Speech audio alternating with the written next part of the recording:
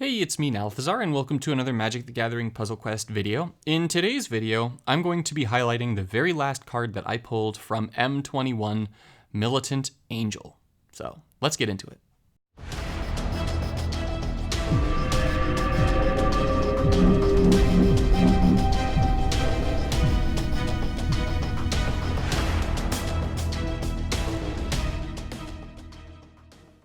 Militant Angel is a masterpiece from M21. It's 22 mana for a 6/7. It has Flying, Lifelink, and Bravery. And when this creature enters the battlefield, gain X life, then create X Knight tokens. X is your white mana bonus. And then when this creature attacks, gain 3 life, and create a Knight token. Now, as soon as I saw this card, I was like, this card needs to be in a Tamiyo deck, because Tamiyo's third ability is going to boost her white mana bonus. And so if you can make a deck where you will be able to use Tamiyo's third ability on back-to-back turns, you're going to be giving her plus 24 to her white mana bonus, on top of the plus 2 that she already has to make it 26. So Tamiyo, Field Researcher, right? So you use this Catalyze Stories, you find some way of getting 21 loyalty every turn, and then boom, the Militant Angels are going to be coming into play with an incredible number of Knight tokens.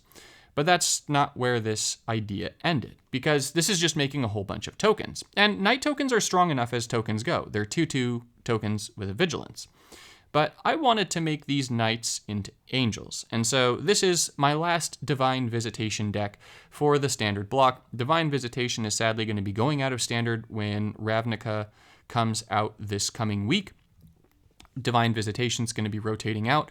But what Divine Visitation does is it says when a non-angel token creature would enter the battlefield under your control, create a Vigilant Angel token instead. Which means that with Militant Angel, instead of these Knight tokens coming down, we're getting Angel tokens. So instead of getting 26 2/2s for, 52 power worth of Knight, we're instead getting 26 4/4s for 104 power for each casting of the Militant Angel. And if Militant Angel wasn't enough for getting these sweet, sweet bonuses off of Tamiyo's third, we've also got Avatar of Growth.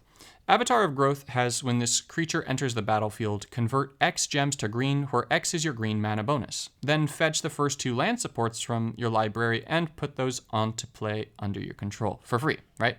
Or into play, right? So with Avatar of Growth is like the best card to pair with Tamiyo, because with Avatar of Growth, we convert X gems, where X is our green mana bonus, right? Which means that with using Catalyze Stories twice, our green mana bonus is also going to be at plus 26, which means that the Avatar of Growth is going to be converting 26 gems to green, but it's converting 26 gems to green while we have that plus 26 to green as our mana bonus, which means that we get so much mana, so very much mana, that we're definitely able to play anything that we have in our hand. Now, to round out the deck, we needed to find a way to make sure that we would get that 21 loyalty every turn. And so to get that 21 loyalty every turn, it wound up being really easy. For that matter, I've been able to do it in every single match I've played with this deck. And I've played, I want to say, in the realm of, 30 matches with the deck now. However many matches it would take for Militant Angel to get this much experience, because I've been playing it nonstop since I made the deck. So Whirlwind of Thought says when you cast a non-creature card, you draw a card and then gain 3 loyalty. This effect can trigger up to 4 times per turn, meaning that with Whirlwind of Thought, we can gain up to 12 loyalty per turn from just Whirlwind of Thought and casting cards. And so to pair with that, I wound up putting in gates, right? So I've got the Azorius Guild Gate, the Simic Guild Gate, and the Celestia Guild Gate. These gates are going to pair really well with Avatar of Growth, because this is going to go ahead and fetch the gates and put them directly into play. But then the gates themselves are also only 5 mana supports, which I can then play really easily. To round out the deck, we've got Idyllic Tutor. Idyllic Tutor is actually very important to this deck because it lets you fetch one of the first 4 different auras or enchantments from your library and give it half mana. Now, given that this deck relies so heavily on enchantments, it's important to have that Idyllic Tutor to either fetch Whirlwind of Thought if you haven't gotten it yet, or a Divine Visitation if you haven't gotten it yet. Now let's say that you've already gotten both of them. You can actually use that Idyllic Tutor to pull yourself Thassa Deep Dwelling. And Thassa Deep Dwelling is a really nice card to have in this deck because at the end of your turn, you may exile target creature you control and then return it to the battlefield. It's also going to disable your opponent's last creature. But the really important piece about this is that both Militant Angel and Avatar of Growth are both with, they come with the Enter the Battlefield ability. It's not on cast, it's on entering the battlefield. Which means that once we've used Tamiyo's third, we could either flicker Avatar of Growth to get all the mana in the world that we want, and in doing so also get additional loyalty to make sure that we could use our third ability the next turn, or we could go ahead and flicker Militant Angels to get even more angel tokens. The final card in the deck is Ruinous Ultimatum. This is here to get rid of pesky, horrible things that our opponents can play. I wound up playing this deck in the A Timeless Voyage event that was just running. Like I said, I've been playing it in everything that I can. I played it in the top node, and it just wiped the floor with the event. I couldn't believe how easy it made that top node, right? The one where you get 2 matches. It was just so easy. So guys, if you have the cards to make this deck, you totally should make it. I'm going to put it up on the screen again here, although it will be on the side during the gameplay. But this deck is absolutely insane. It's absolutely bonkers, and this is the perfect way to send off our old standard. So to say goodbye to old standard with this beautiful deck. So let's get into the gameplay. So this match is up against a Brokon. You'll see that I have Militant Angel in my starting hand. I'm just going to go ahead and disable it. When you get Militant Angel in your starting hand with this deck, you want to disable the thing just so that you don't cast it too early. Because remember, the goal with the Militant Angel is to get it out in conjunction with Tamiyo's third ability. Now, here we've got a gate, we've got 2 Militant Angels, we've got a Death Sprout. So the goal now is just going to be to try and work our way up to our third. And then once we've got our third ability, to just go ham. Now, getting an Avatar of Growth here is definitely a big win because with our third ability down, Avatar of Growth kind of just gives us full mana to everything in our hand. It's pretty crazy. I'm going to go ahead and disable both of those avatars as I'm starting to get closer to my third. I've already got my second. And at this stage, I'm just trying to get some cascades so that the third ability can come down, or maybe even my opponent will play a creature kindly enough.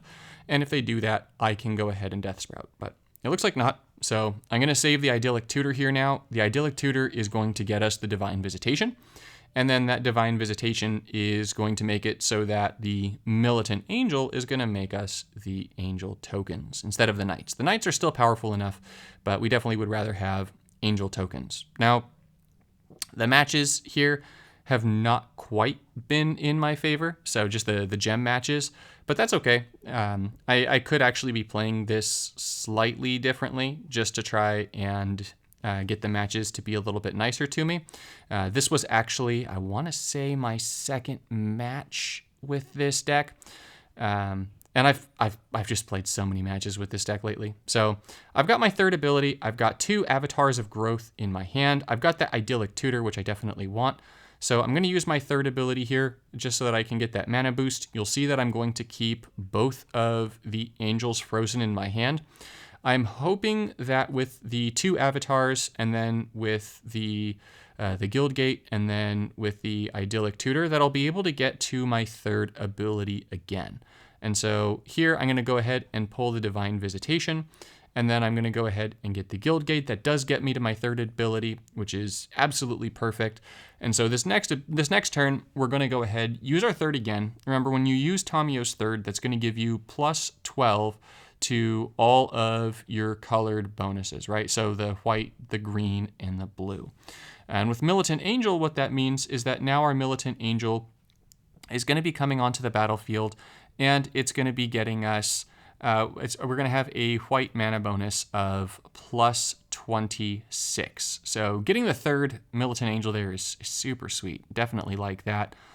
Getting a Thassa there is pretty sweet too, because Thassa means that we're going to be able to flicker the Angel this turn.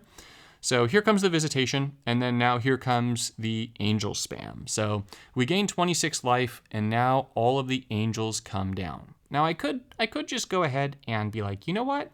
Just one casting of Militant Angel is enough to end the game. And so when I was playing in this weekend's event, A Timeless Voyage, I just would let one Angel thing go down. But when you're in the training grounds, you might as well just get your angels straight blazing like I got here. So I'm going to actually let all the angels come down. I'm going to let all 3 of the Militant Angels in my hand, which means that we're just going to be getting so many Vigilant Angel tokens. And so that's what you're seeing here, this incredible spam. Now, this deck is crazy consistent. I actually haven't lost a single match with this, and I've been playing it in every event that I can put it in lately. I'm kind of sad that this is the last deck that I got to sort of test out in this old standard with the gates going out, just because I love this deck so much. So with the gates going out, that's honestly okay. It's really not that big of a deal. The gates aren't the part that I'm going to miss. It's honestly just going to be the Divine Visitation, because now those little knight tokens that the Militant Angel makes aren't going to be able to turn into 4/4 angels. So that's the part I'm feeling a little bit sad about. But as you can see, this is all one turn. So these angels are getting pretty thick this turn, and I still haven't used Thassa to flicker my angel, which, yep, I am definitely that person who's going to flicker the Militant Angel to gain another 26 life and put another 26 Vigilant tokens down. And if you think that Brokon can survive this, then you have a lot of faith in Brokon being broken, but Brokon definitely can't survive this. Now, I will say that the one thing that I've been like super terrified of, because I've been playing against a lot of Brokons, is just like that rare chance that my opponent is playing something that's going to take control of my first creature until end of turn and give it haste, or just target creature I control. And if they took control of these angels, that would be very sad, right? that would be so sad. That would be really bad. So here I'm just gonna let it go. I'm gonna go ahead and bring the Avatar of Growth up, but what the Avatar of Growth is going to be able to do is just match the whole board, because we've got such a high gem match, right? So sorry, green gem bonus. But that's really it for the deck. So I hope you guys enjoyed this. This is my last deck video before the new set comes out. Zendikar is coming out this week. It's either coming out Monday or Tuesday, it seems. At the very latest, it would come out Wednesday, but I'm thinking Monday, Tuesday.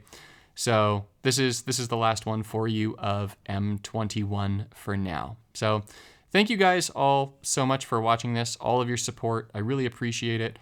We're going to kill Brokon here with 420, and I'll see you in the next one.